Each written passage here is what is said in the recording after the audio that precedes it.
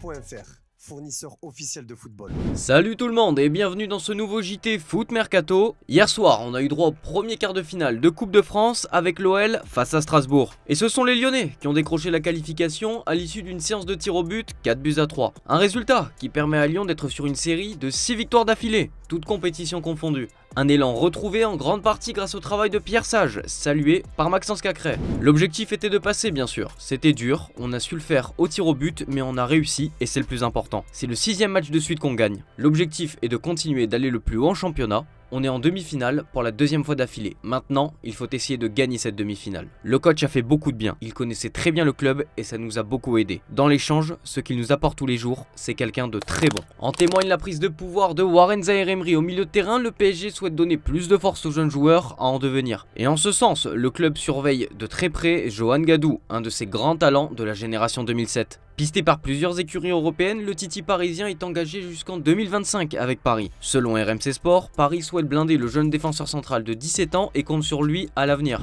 Hier, on vous a demandé si Ethan Mbappé doit suivre son frère au Real Madrid. 57% d'entre vous pensent qu'il ne devrait pas suivre le même chemin que son frère. Et on aimerait vous entendre pourquoi il ne devrait pas faire ce choix juste en dessous dans les commentaires de la vidéo. Si Mbappé brille en dehors des terrains avec ce dîner organisé par l'Elysée hier soir, c'est avec un ballon qu'on préfère le voir à l'œuvre. Dans sa story Instagram, le Bondinois a inscrit un but exceptionnel à l'entraînement, je vous laisse regarder. Plus qu'à mettre le même mardi prochain contre la Real Sociedad.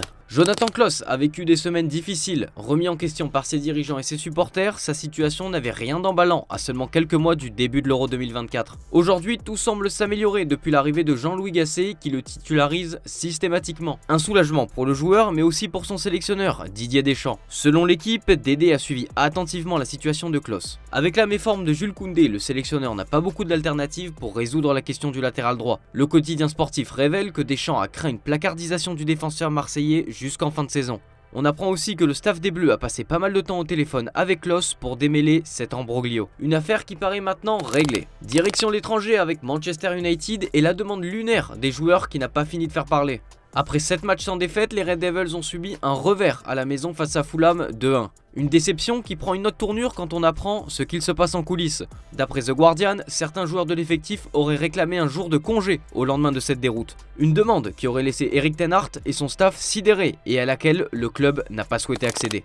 Du côté d'Arsenal, Nicolas Pepe coûte très cher au club. Arrivé chez les Gunners durant l'été 2019 contre 80 millions d'euros, l'ailier ivoirien n'a jamais réussi à s'imposer. Après une pige à Nice l'an dernier, son contrat, le Lyon-Arsenal, s'est vu être résilié et il est aujourd'hui à Trabzonspor. Arsenal n'a donc rien récupéré du joueur acheté au prix fort. Au total, selon le Télégraphe, le joueur aurait coûté près de 116 millions d'euros au club londonien entre son transfert et son salaire. La saison dernière, les pertes du club s'élevaient à plus de 60 millions d'euros au total. Sur ce montant, 21 millions seraient dus à la baisse de la valeur de Nicolas Pepe. Autant dire qu'il a plombé les comptes du club. Une autre direction est concernée par des problèmes financiers, celle de Newcastle. Amanda Staveley, copropriétaire du club de Première Ligue, comparaît aujourd'hui devant le tribunal pour une dette impayée de près de 43 millions d'euros il y a 15 ans à Victor Restis, un riche armateur grec assez controversé. Amanda Staveley doit se défendre aujourd'hui devant un juge du tribunal de Londres. Sur le départ en fin de saison, Jürgen Klopp ne pourrait pas être le seul élément de Liverpool à faire ses bagages. Selon Mido, ex-joueur de l'OM et international égyptien, cela ne fait aucun doute. Mohamed Salah va s'en aller direction l'Arabie Saoudite malgré son contrat s'étirant jusqu'en 2025. Mohamed Salah jouera en Saudi Pro League la saison prochaine. Des contrats ont été signés.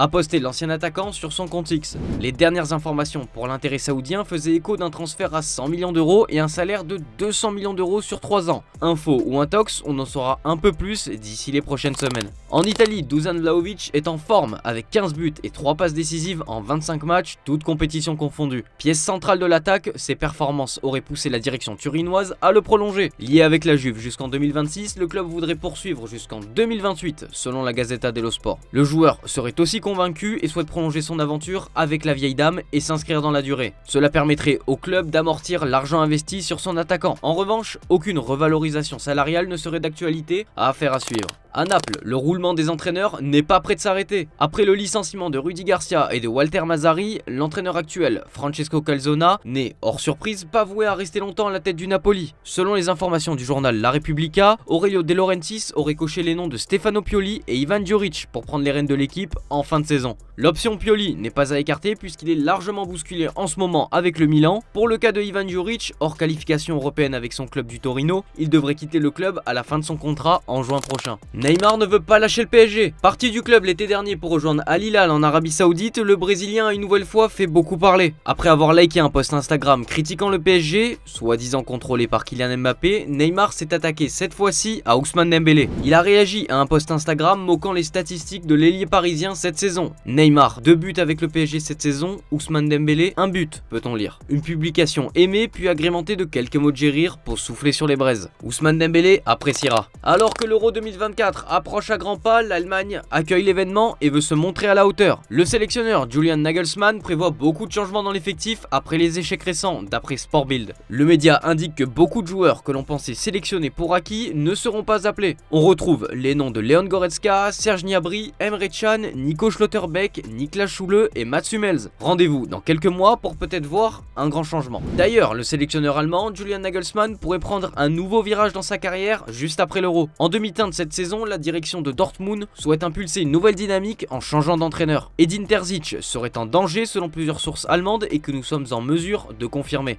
Intervient alors Julian Nagelsmann. Son nom revient avec insistance du côté de Dortmund d'après nos informations. Le coach allemand n'est pas contre un retour sur le banc d'un club, reste au Borussia Dortmund de se montrer convaincant, affaire à suivre. Du côté des joueurs, le BVB a besoin d'argent et pourrait se séparer de Daniel Malen dès cet été selon Sport Bild. Les Allemands réclameraient une indemnité de transfert comprise entre 40 à 50 millions d'euros pour le néerlandais. Chez le rival bavarois, rien ne va plus. Départ de son coach Thomas Tuchel programmé en fin de saison et en échec sur la saison actuelle, les joueurs du Bayern ne vont pas améliorer la réputation du club. Ce week-end, des joueurs du Bayern Munich ont investi la capitale parisienne pour faire la fête.